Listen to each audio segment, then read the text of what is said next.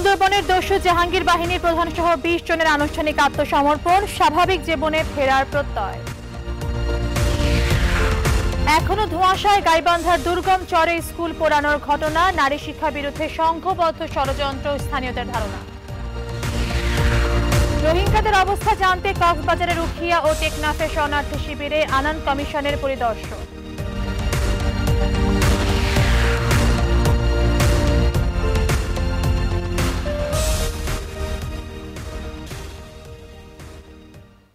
স্বাগত নিউজ 24 দেশ সংবাদের সাথে আছে আমি তাবাসুম আহমেদ। দেখছিলেন শরীর ভিত্তিক ইউনিয়ন ব্যাংক লিমিটেড সংবাদ শিরোনাম। ইলপাল্লার দিন শেষ, মেগা ডিজিটাল স্কেলে বাংলাদেশ।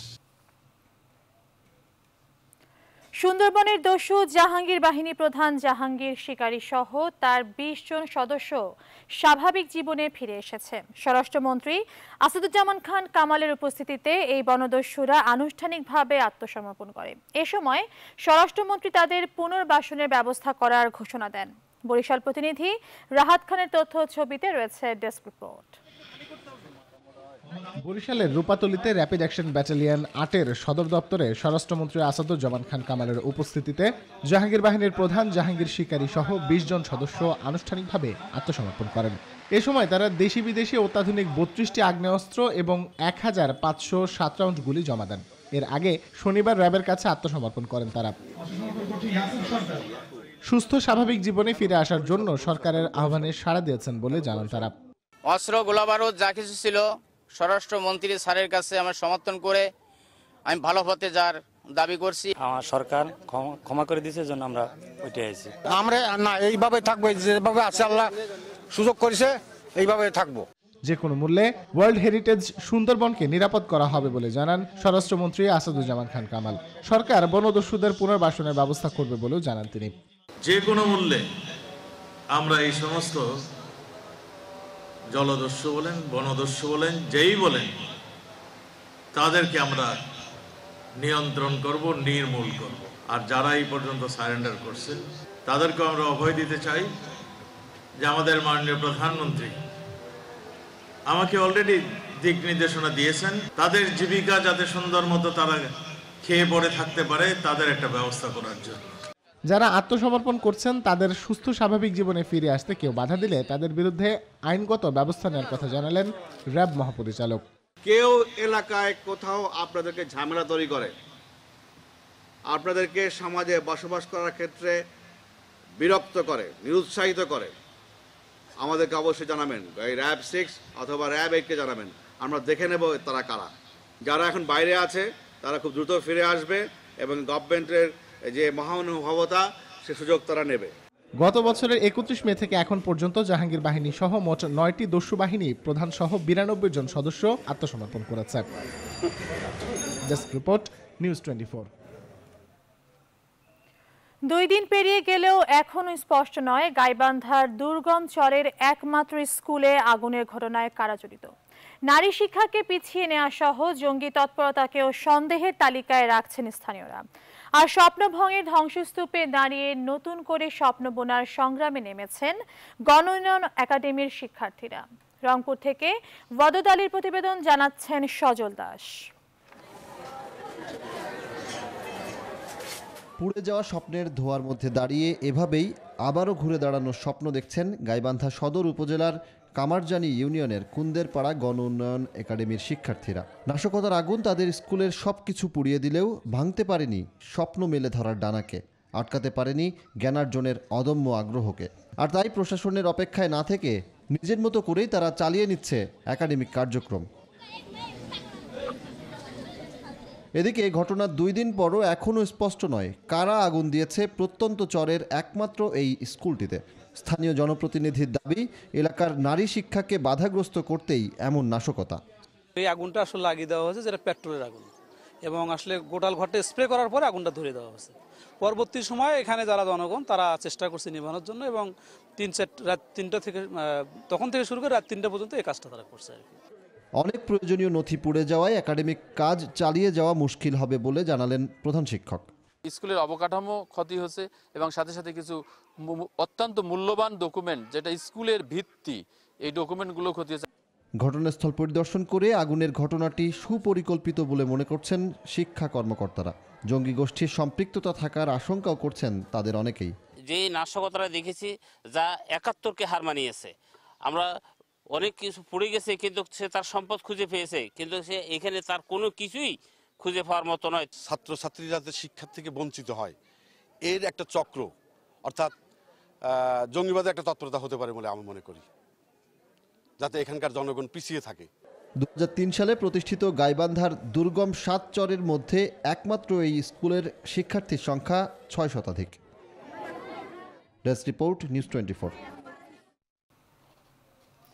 গাইবান্ধার চরাঞ্চলে স্কুল পুড়িয়ে দেওয়ার প্রতিবাদে জেলা শহরে মানববন্ধন করেছে বিভিন্ন বিশ্ববিদ্যালয়ের শিক্ষক শিক্ষার্থীরা। রোববার বেলা 11:30টায় শহরের ডিবি রোডের ট্রাফিক মোড়ে পালন করা হয় ঘণ্টাব্যাপী কর্মসূচি। শিক্ষক শিক্ষার্থীদের পাশাপাশি একাত্মতা ঘোষণা করে এ প্রতিবাদ কর্মসূচিতে নানা শ্রেণী পেশার মানুষ অংশ নেয়। এ সময় ক্ষতিগ্রস্ত বিদ্যালয়টি পুনর্নির্মাণ এবং জড়িতদের দ্রুত খুঁজে বের করে আইনের আওতায় আনার দাবি জানান বক্তারা। গেল বৃহস্পতিবার রাতে গণ উন্নয়ন একাডেমি উচ্চ বিদ্যালয়ে আগুন ধরিয়ে দেয় দুর্বৃত্তরা। এতে 7টি কক্ষ, আসবাবপত্র, শিক্ষা সরঞ্জাম এবং কম পক্ষে 20,000 শিক্ষার্থীর সার্টিফিকেট পুড়ে যায় বলে জানায় কর্তৃপক্ষ।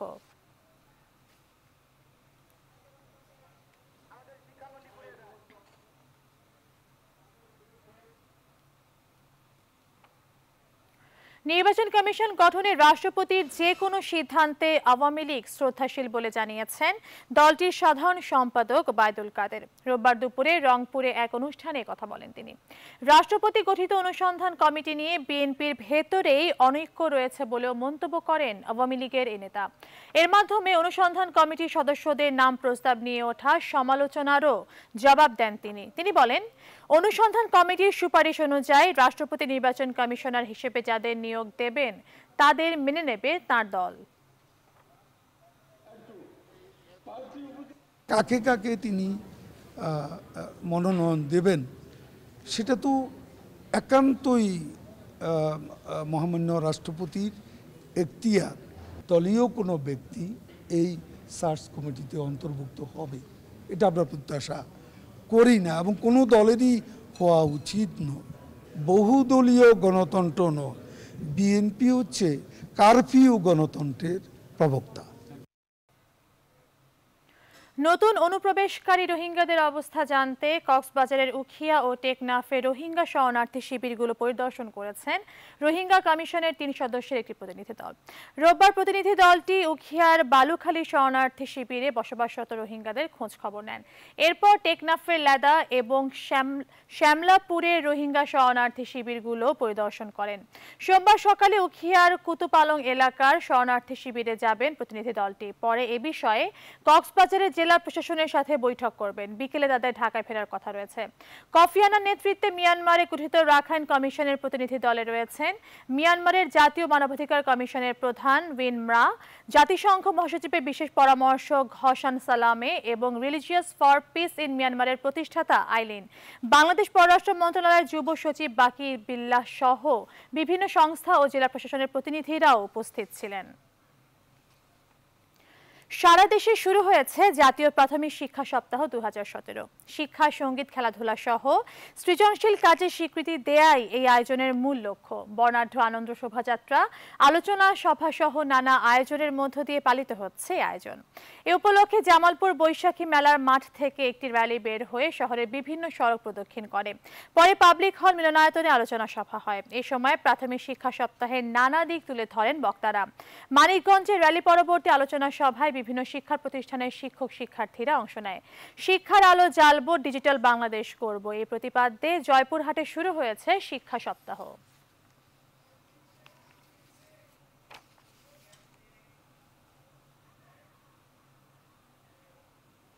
নিউজ 24 দেশ সংবাদে নিচ্ছি বিরতি। ফিরে এসে অন্যান্য খবরের সঙ্গে থাকছে। কাওড়াকান্দির ঘাট কাঁঠালবাড়িতে স্থানান্তরে কমেছে নৌপথের দূরত্ব, তবে নৌযান ভাড়া নিয়ে ক্ষুব্ধ যাত্রীরা।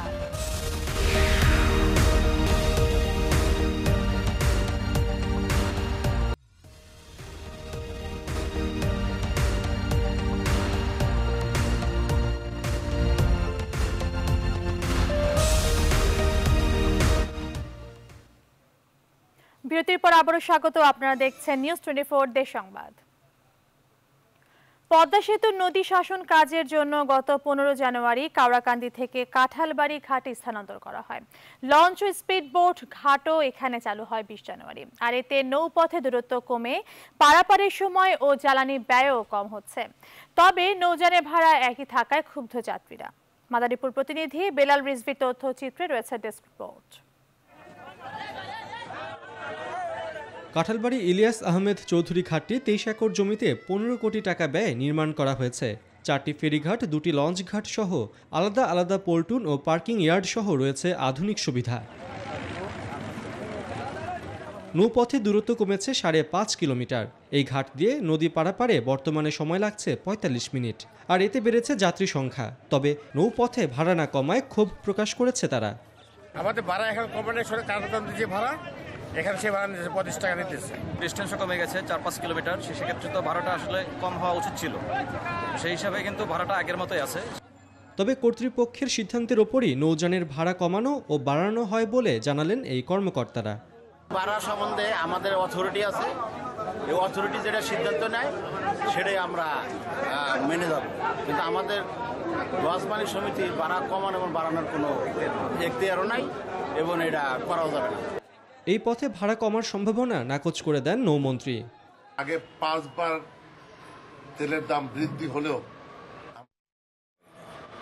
সুতরাং এটা ফেরি ভাড়া কমানোর এই মুহূর্তে কোনো সুযোগ নেই। কোটি কোটি টাকা ব্যয়ে স্থাপিত নতুন ঘাটে ভাড়া কমানোর মাধ্যমে দক্ষিণাঞ্চলের যাত্রীরা স্বস্তি ফিরে পাবে, এমন দাবি সংশ্লিষ্টদের। Desk report, news 24। লক্ষ্মীপুরে ডাকাতিকালে সাবেক ইউপি সদস্য সফিউল্লাহ সাবুকে কুপিয়ে ও গুলি করে হত্যা করেছে দুর্বৃত্তরা। নিহত সাবু সদর উপজেলার তেওয়ারীগঞ্জ ইউনিয়নের 7 নং ওয়ার্ডের সাবেক ইউপি সদস্য। স্থানীয়রা জানায়, শনিবার দিবাগত রাত 2টার দিকে তেওয়ারীগঞ্জের আন্দারমানিক এলাকায় শফিউল্লাহর বাড়িতে হানা দেয় একটি ডাকাতের দল। পরে ডাকাতিকালে বাধা দিতে গেলে শফিউল্লাহকে কুপিয়ে ও গুলি করে হত্যা করে চলে যায় ডাকাতরা। এই ঘটনায় জড়িত ডাকাতদের গ্রেপ্তারের চেষ্টা চলছে বলে জানিয়েছে পুলিশ।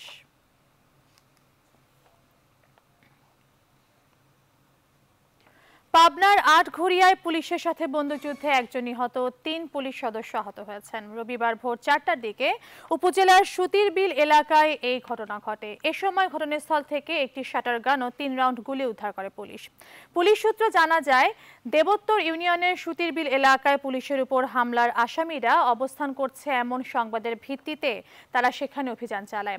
তাদের উপস্থিতি টের পেয়ে সন্ত্রাসীরা পুলিশকে লক্ষ্য করে গুলি ছুঁড়ে পুলিশও পাল্টা গুলি চালায়। এতে 3 পুলিশ সদস্য আহত ও শরীফ নামের এক সন্ত্রাসী নিহত হন। পুলিশ শরীফের মৃতদেহ উদ্ধার করে পাবনা জেনারেল হাসপাতালের মর্গে পাঠিয়েছেন। আহত পুলিশ সদস্যরা পাবনা জেনারেল হাসপাতালে চিকিৎসাধীন আছেন। প্রধানমন্ত্রী, তথ্য উপদেষ্টা ও ইংরেজি দৈনিক অবজারভার পত্রিকার সম্পাদক ইকবাল সোবহান চৌধুরীর বিরুদ্ধে মানহানির মামলা করেছেন ফেনী 2 আসনের সংসদ সদস্য নিজামুদ্দিন হাজারী। রবিবার সকাল 11টার দিকে ফেনীর মুখ্য বিচারিক হাকিম মশিউর রহমানের আদালতে 10 কোটি টাকার ক্ষতিপূরণ চেয়ে এই মানহানি মামলা করা হয়।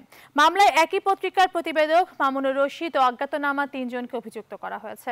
মামলার আর্জিতে বলা হয়, ফেনী 2 আসনের সাংসদ নিজাম হাজারী মাদক সম্রাট উল্লেখ করে ও ফেনীর বহুল আলোচিত ফুলগাজী উপজেলা চেয়ারম্যান একরাম হত্যা নিয়ে সাংসদকে জড়িয়ে গেল 23 জানুয়ারি দৈনিক অবজারভারের সংবাদ প্রকাশিত হয়। এতে সাংসদের সুনাম ক্ষুণ্ণ হয় বলে মামলায় উল্লেখ করা হয়। আদালত মামলাটি গ্রহণ করেছে, তবে তাৎক্ষণিক কোনো আদেশ দেননি বলে জানায় সাংসদের আইনজীবী আনোয়ারুল করিম ফারুক। মামলা দায়েরের 1 সপ্তাহ পার হলেও নাটোরের খিদ্রবাড়িয়া উচ্চ বিদ্যালয়ের প্রধান শিক্ষকের ওপর হামলাকারীরা আটক হয়নি।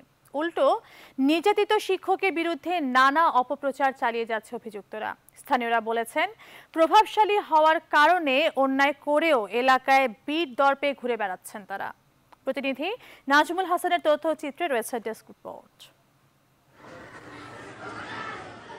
নিয়োগ সংক্রান্ত দ্বন্দ্বের জেরে গেল 21 জানুয়ারি নাটোরের সিংড়া উপজেলার খিদ্রবাড়িয়া উচ্চ বিদ্যালয়ের প্রধান শিক্ষক রফিকুল ইসলামকে পিটিয়ে জখম করে স্থানীয় প্রভাবশালীরা। ঘটনা 2 দিন পর সোমবার নির্যাতিত শিক্ষকের পরিবার পক্ষ থেকে থানায় একটি মামলা দায়ের করা হয়। 1 সপ্তাহ পার হলেও ধরাছোঁয়ার বাইরেই রয়ে গেছে অভিযুক্তরা। এটা যেন সুষ্ঠু তদন্ত হয়, দোষী ব্যক্তি যেন শাস্তি পায়। এটির একটি বিচার বিভাগীয় তদন্ত হোক, হলেই আসল তথ্যটা বেরিয়ে আসবে এবং সত্যিকারের অপরাধী বেরিয়ে আসবে। এদিকে ঘটনায় জড়িত থাকার কথা অস্বীকার করে উল্টো শিক্ষকের বিরুদ্ধেই নানা অভিযোগ তুললেন মামলার এজাহারভুক্তরা। যে ঘটনাটা 17 তারিখের ঘটনা, সেই 17 তারিখের ঘটনা সম্পূর্ণ মিথ্যা এবং ভিত্তিহীন বানোয়াট। ওনার মারধর বা এরকম কথাবার্তা শুনছি, সেটা সত্য নয়। শিক্ষক নির্যাতনের বিষয়ে অবহিত আছেন স্থানীয় প্রশাসনের কর্মকর্তারাও। আমাদের কাছে অবজেকশন দেয় নাই, কেউ পেপারে আসছে, আমরা এখন ভিজিট করে আমরা রিপোর্ট করে দিব। তবে ক্যামেরার সামনে কথা বলতে রাজি না হলেও আসামিদের আটককে পদক্ষেপ নেওয়ার কথা জানালেন জেলার অতিরিক্ত পুলিশ সুপার। মামলা হয়েছে, ওটা আলাদাভাবে তদন্ত কোনো হলে আপনি আমার কাছে বুঝে নেবেন এবং ওটা আলাদাভাবে গুরুত্ব দেওয়া হচ্ছে। বর্তমানে বগুড়া শহীদ জিয়াউর রহমান মেডিকেল কলেজ হাসপাতালে চিকিৎসাধীন নির্যাতিত শিক্ষক Rafiqul Islam. Desk report, news 24। চট্টগ্রামের খাতুনগঞ্জে একটি বাণিজ্যিক ভবনে অগ্নিকাণ্ড ঘটেছে। রোববার সকাল 10:30টার দিকে ওই এলাকার একটি টাওয়ারের ছাদে এ ঘটনা ঘটে। পরে আশপাশের বাসিন্দা ও ফায়ার সার্ভিস 1 ঘন্টার চেষ্টায় আগুন নিয়ন্ত্রণে আনে। ফায়ার সার্ভিস জানায়, ভবনটির ছাদে থাকা জেনারেটর থেকেই আগুনের সূত্রপাত হয়। এছাড়া ছাদে থাকা কয়েকটি মোবাইল কোম্পানি টাওয়ারের কারণেও আগুন লেগে থাকতে পারে বলে প্রাথমিকভাবে ধারণা করছে ফায়ার সার্ভিস। এদিকে সকালে নগরীর সাগরিকা এলাকায় একটি পোশাক কারখানার ছাদে পরিত্যক্ত জুট কাপড়ে আগুন লেগে প্রায় 2 লাখ টাকার ক্ষয়ক্ষতি হয়েছে।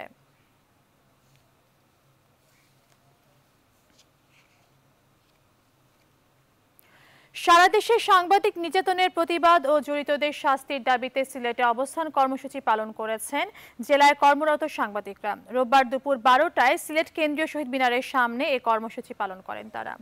ঘণ্টাব্যাপী এই কর্মসূচির আয়োজন করে electronic media journalist association Sylhet শাখা। এ সময় সংক্ষিপ্ত বক্তব্যে সাংবাদিক নির্যাতনের সঙ্গে জড়িত পুলিশ সদস্যদের দ্রুত আইনের আওতায় আনার দাবি জানান সাংবাদিক নেতারা। সাংবাদিক নির্যাতনের ঘটনায় দেয়া স্বরাষ্ট্রমন্ত্রীর বক্তব্য প্রত্যাহারেরও দাবি জানান তারা। গেল বৃহস্পতিবার সুন্দরবন সংলগ্ন এলাকায় তাপবিদ্যুৎ কেন্দ্র নির্মাণের প্রতিবাদে রাজধানীতে আধাবেলা হরতাল পালন করে একটি সংগঠন। এই কর্মসূচির চিত্র ধারণের সময় এটিএন নিউজের 2 সংবাদকর্মীর ওপর নির্যাতন চালায় পুলিশ।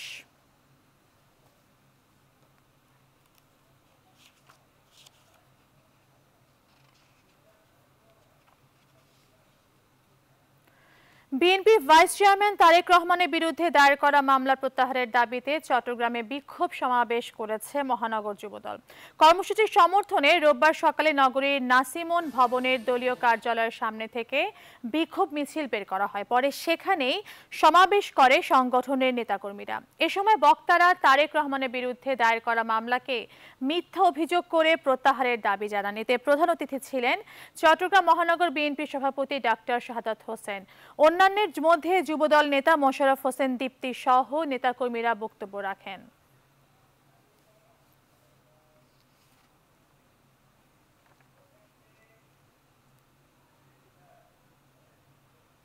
নিউজ 24 দেশ সংবাদের সময় হলো আরো একটি বিরতির, ফিরে এসে থাকছে। মহানগরীর যানজট নিরসনে চট্টগ্রামে মদুনা ঘাট থেকে পতেঙ্গা পর্যন্ত মেরিন ড্রাইভ সড়ক নির্মাণের উদ্যোগ।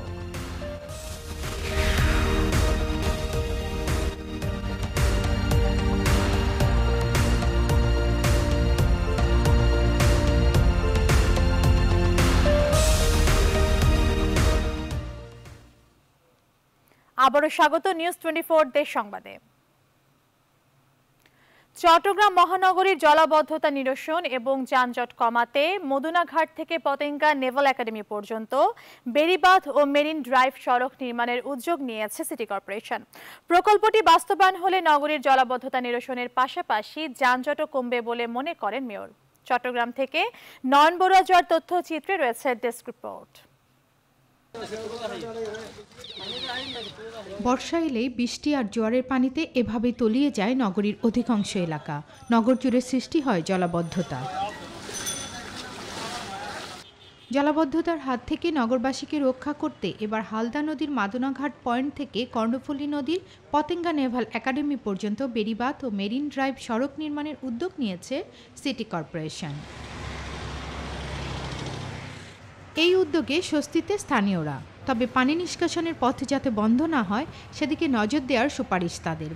200 ফুট বা 500 ফুট পরপর যদি নালা কিংবা স্লুইস গেটের ব্যবস্থা করা না হয়, এটা আমাদের জন্য একটা বড় বিরাট সমস্যার কারণ হতে পারে। মদনাঘাট থেকে যদি সত্তা হয়ে যদি নাদিরাঘাটের সাথে সংযোগ করা যায়, সাথে সাথে হালদার ঐতিহ্য ফিরে পাবে, হালদার যে মানুষ মৎস্য শিকার করে চুরি করে রোধ করা যাবে। তবে মেয়র জানালেন এই প্রকল্পের কাজ দ্রুতই শুরু হবে। 2 লেন করে মধ্যে ডিভাইডার থাকবে 4 লেনের, খুব দৃষ্টিনন্দন আমরা রাস্তা করব। এইটা হলো যে একটা প্রকল্প আমরা নিতে যাচ্ছি, ইনশাল্লাহ এই প্রকল্পটা আশা করছি এই বছরে অনুমোদন হবে। টাউনের উপর কিন্তু চাপ কমে যাবে, যানজটের ক্ষেত্রেও কিন্তু আমরা একটা ভালো রেজাল্ট পাবো। নগর পরিকল্পনাবিদদের মতে মাস্টার প্ল্যান বাস্তবায়ন না হয় এই সমস্যা দিন দিন বাড়ছে। জোয়ারের সময় পানি যেন প্রবেশ করতে না পারে, প্রবেশ করলেও সে যেন দ্রুত নামতে পারে, সেই জিনিসগুলি মাথায় রাখতে হবে এবং সেই জন্যই মাস্টার প্ল্যান অ্যাড্রেস করা হয়েছে। এবং সেই মাস্টার প্ল্যানটি বাস্তবায়নের কাজ ছিল 20 বছর। 20 বছর অতিক্রম করে এখন 21 বছর পার হচ্ছে। মাস্টার প্ল্যানটিকে কেউ অ্যাড্রেসই করেনি। জলাবদ্ধতা নিরসনে প্রকল্পটি দ্রুতই বাস্তবায়ন হবে এমন প্রত্যাশাই সবার। Desk report, news 24। শাহবাগে সাংবাদিক নির্যাতনে জড়িত পুলিশ সদস্যদের বিরুদ্ধে ব্যবস্থা নেওয়া হচ্ছে। যাচাই বাছাই করে দোষীদের দ্রুতই আইনের আওতায় আনা হবে বলে জানিয়েছেন পুলিশের মহাপরিদর্শক AKM শহীদুল হক। রবিবার দুপুরে শরীয়তপুরের পালং তুলাসার সরকারি উচ্চ বিদ্যালয়ের প্রাক্তন শিক্ষার্থীদের পুনর্মিলনী অনুষ্ঠানে প্রধান অতিথির বক্তব্যে তিনি এসব কথা বলেন। এর আগে জেলা সদরের পালং তুলাসার সরকারি উচ্চ বিদ্যালয়ের প্রাক্তন ছাত্রদের পুনর্মিলনী অনুষ্ঠানের উদ্বোধন করেন তিনি।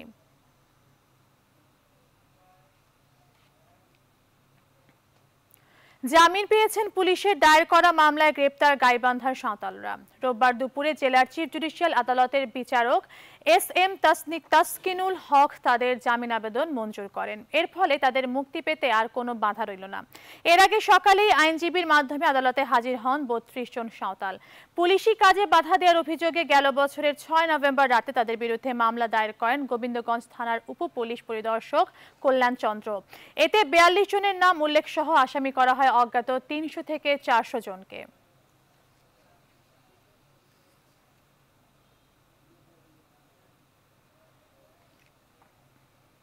নরসিংদীতে আরাফাত রহমান কোকোর দ্বিতীয় মৃত্যুবার্ষিকী উপলক্ষে আলোচনা সভা ও দোয়া মাহফিলের অনুষ্ঠান হয়েছে। সংগঠনের সভাপতি সোহেল রানা সভাপতিত্বে অনুষ্ঠানে প্রধান অতিথি হিসেবে উপস্থিত ছিলেন শহর বিএনপি সভাপতি গোলাম কবির কামাল সহ আরো অনেকে। এদিকে চর সুবুদ্ধি ফাজিল ডিগ্রি মাদ্রাসার 2017 সালের দাখিল পরীক্ষার্থীদের দোয়া মাহফিল অনুষ্ঠিত হয়েছে। অনুষ্ঠানে প্রধান অতিথি হিসেবে উপস্থিত ছিলেন অতিরিক্ত জেলা প্রশাসক মাহবুব হাসান শাহিন। বিদ্যালয়ের পরিচালনা পর্ষদের সহসভাপতি হাজী আব্দুল মোমেনের সভাপতিত্বে অনুষ্ঠানে অন্যান্যদের মধ্যে উপস্থিত ছিলেন রায়পুরা উপজেলা পরিষদের চেয়ারম্যান মিজানুর রহমান চৌধুরী।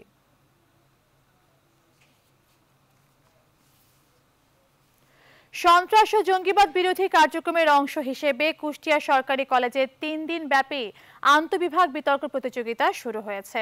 কুষ্টিয়া সরকারি কলেজের অডিটোরিয়ামে এই বিতর্ক প্রতিযোগিতার উদ্বোধন করেন অধ্যক্ষ প্রফেসর বদরুদ্দোজা। এই প্রতিযোগিতা উপলক্ষে এক আলোচনা সভারও আয়োজন করা হয়। সভায় বক্তারা দেশের সকল শিক্ষা প্রতিষ্ঠানে এই ধরনের বিতর্ক প্রতিযোগিতা করার তাগিদ দেন। একমাত্র ধর্মীয় মূল্যবোধই পারে মানুষকে সন্ত্রাস ও জঙ্গিবাদ থেকে রক্ষা করতে। এই প্রতিপাদ্যের পক্ষে ভূগোল ও পরিবেশ বিভাগ ও বিপক্ষে ইংরেজি বিভাগ বিতর্কে অংশ নেয়। বিতর্কে কলেজের মোট 6টি বিভাগ অংশ নিচ্ছে। দিনাজপুরের বিরলে 4 বছরের এক শিশুকে ধর্ষণের অভিযোগ উঠেছে তার প্রতিবেশীর বিরুদ্ধে। শনিবার বিকেলে উপজেলার মহেশপুর গ্রামে এই ঘটনা ঘটে। নির্যাতিত শিশুটিকে দিনাজপুর মেডিকেল কলেজ হাসপাতালে ভর্তি করা হয়েছে। তার পিতা জানায়, শনিবার অন্য শিশুদের সঙ্গে বাড়ির পাশে খেলা করছিল সে। এ সময় প্রতিবেশী বিমল শিশুটিকে ডেকে নিয়ে ধর্ষণ করে। পরে বাড়ি ফিরে শিশুটি তার মাকে বিষয়টি জানালে তাকে হাসপাতালে ভর্তি করা হয়। শিশুটির দেহে ধর্ষণের আলামত রয়েছে বলে জানিয়েছে চিকিৎসক। এদিকে অভিযুক্তকে আটকে অভিযান চালানোর কথা জানিয়েছে পুলিশ। সিরাজগঞ্জের বেলকুচিতে অনুষ্ঠিত হলো পিঠা উৎসব। রোববার সকালে স্থানীয় শিশু একাডেমি প্রাঙ্গণে এই উৎসব উদ্বোধন করেন জেলা প্রশাসক কামরুন নাহার সিদ্দিকা। এতে উপজেলার 29টি বিদ্যালয়ের শিক্ষার্থীরা 17টি স্টলে তাদের হাতে তৈরি বিভিন্ন ধরনের পিঠার প্রদর্শন করে। অতিথিরা বিভিন্ন স্টল ঘুরে দেখেন এবং পিঠার স্বাদ গ্রহণ করেন। পরে এক আলোচনা সভা হয়, এতে সভাপতিত্ব করেন উপজেলা নির্বাহী কর্মকর্তা সাইফুল ইসলাম। এছাড়াও উপজেলা চেয়ারম্যান মোহাম্মদ আলী আকন্দ, পৌর মেয়র বেগম আশানুর বিশ্বাস, স্থানীয় প্রেস ক্লাব সভাপতি সাদুর রহমান বক্তব্য রাখেন।